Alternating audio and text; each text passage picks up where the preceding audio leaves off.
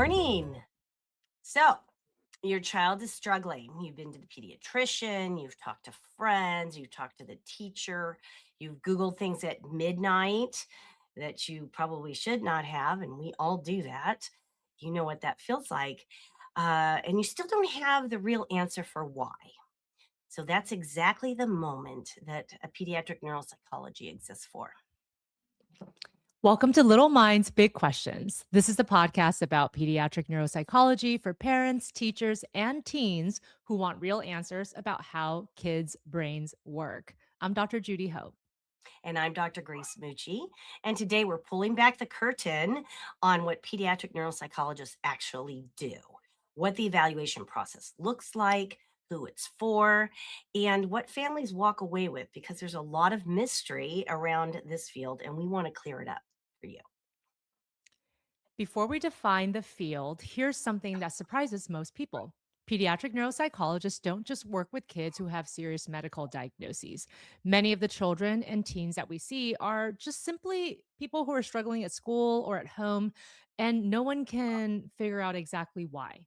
So the neuropsychological evaluation exists to answer that question, the why, and that changes everything. hmm So, okay, Judy, let's start at the beginning. So, what is a pediatric neuropsychologist, and how is that different from other specialists that families might already know? Great place to start. A pediatric neuropsychologist is a clinical psychologist with specialized training in how the developing brain affects learning, behavior, emotions, and everyday functioning. We use standardized assessments and developmental science, as well as medical knowledge, to understand why a child is struggling.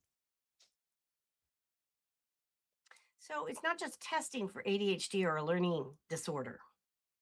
No, it goes much deeper than that because we're mapping the relationship between specific brain systems and real world functioning.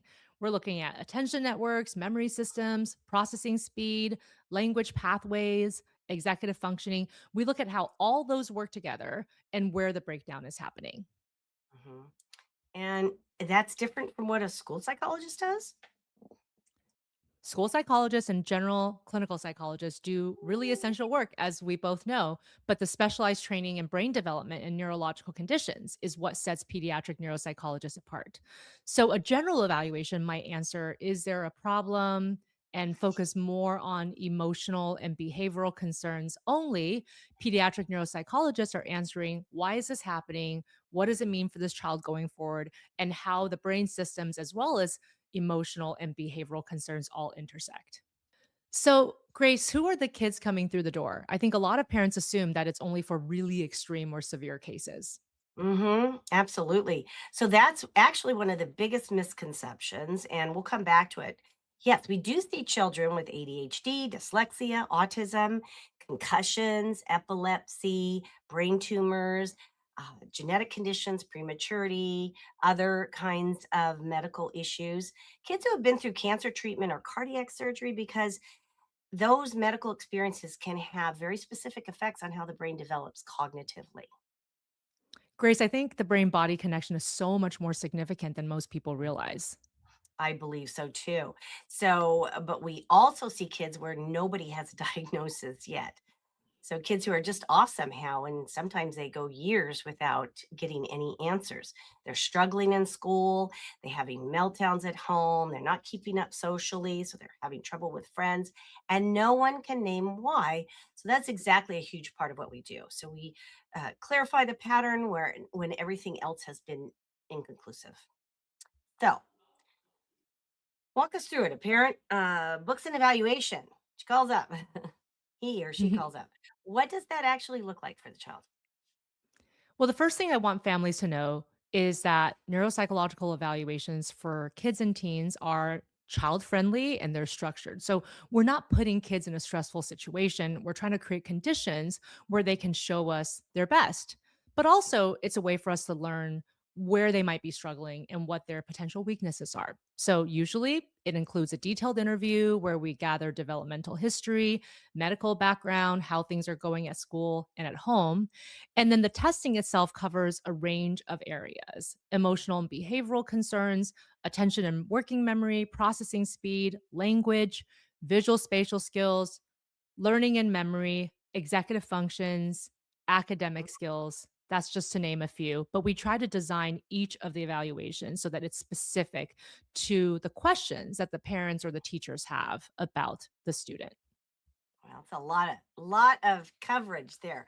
So, and this is important because the testing, it really is not a pass or fail. No, not at all. We're not looking for right and wrong answers in that sense. We're looking at the pattern, like where does this child shine? Where might they have more difficulties? And what that pattern tells us about how their brain is organized. And that's what drives both the diagnostic criteria as well as the recommendations that we offer to the family and to the school system.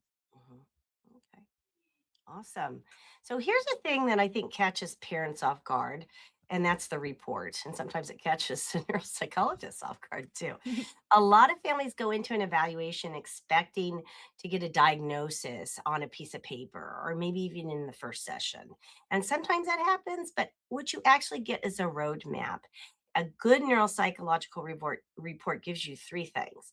One is a clear picture of your child's strengths and weaknesses.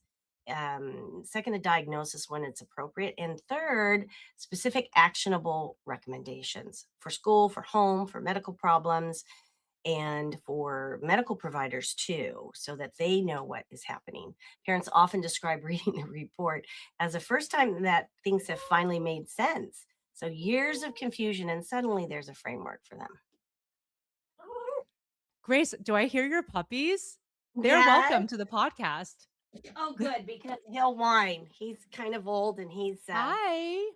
he actually had a traumatic brain injury about when he was Oh, 5. So oh my yeah, goodness. poor He needs baby. a Anyway, pet neuropsychologist. yes, he's Um, happy now. yeah. So when the dog is happy, everyone's happy. Okay.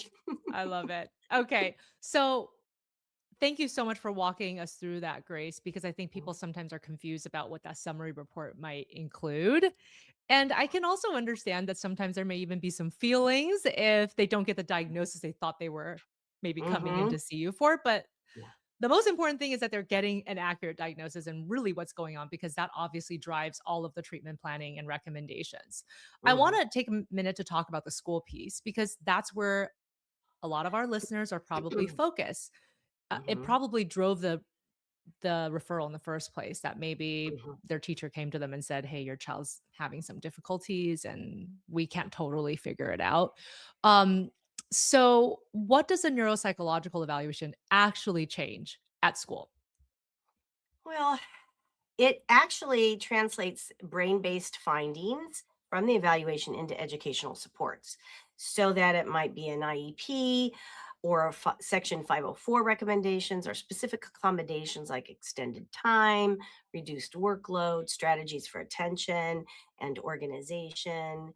It could be reading or math interventions, behavioral supports. We're not just handing the school a diagnosis, we're actually telling them how this child learns best and what the environment needs to look like to support that. That's great because teachers can actually use that information practically. And when Mhm, something like an IEP plan or a 504 is set up, there's a real good guideline for the teachers and school personnel to try to follow along in the mhm, students' learning and to mhm. track their progress. And that gets updated year to year. So it's a wonderful tool. Yes, it is. And that is really the goal. A good report gives the classroom teacher something concrete and not just this child has ADHD.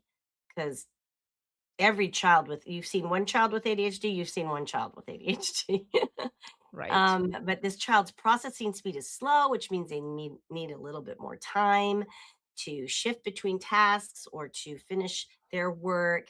And here is what that should look like in a math lesson. So that hopefully that report will provide that information. That specificity is what makes it actionable rather than just another label. Because, like you Mhm, said, kids with ADHD, kids with dyslexia, they can look really different from one another and they can all need different things. absolutely. All right. So, last question, and I want this to land for the parents and the teachers that are listening right now. So, what is the core thing that you want them to understand about this field of pediatric neuropsychology? Well, I think the most important thing to understand is that pediatric neuropsychologists help children by understanding the why behind their struggles.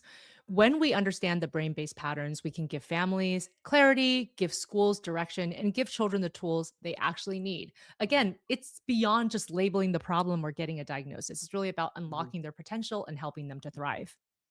Mhm. And I'd add, don't wait for things to get severe.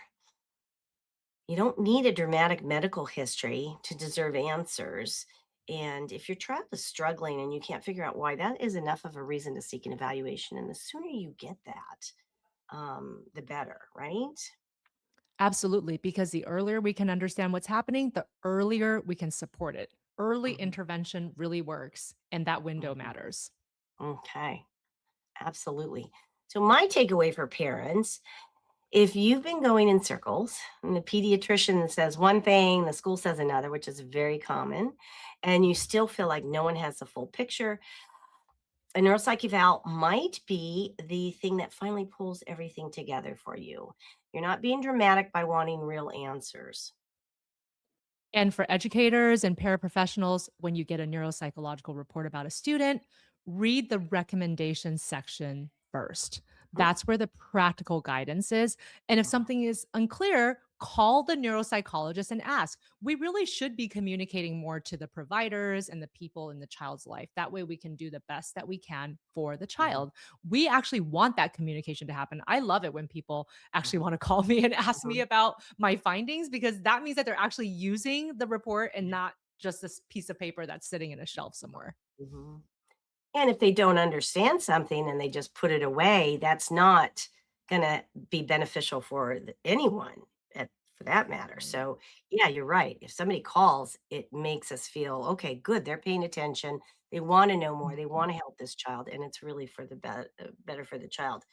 So, uh, so this week's resource for the show is in the show notes and a parent's guide to preparing for a neuropsychological evaluation, including questions to ask, what to bring, what to expect from the report, and also what do I need to do to prepare my child the night before? They need a good Mhm. night's sleep. They need a nice breakfast. They need to know kind of what is going to happen, and that always helps. Absolutely. So definitely pick up that free resource. And if this episode helped you, share it with a parent or teacher who's been searching for answers and send us your questions on social. We want to know what you want us to dig into next. Mhm. And you can find our social links in the show notes as well. Until next time. Every mind deserves to be understood.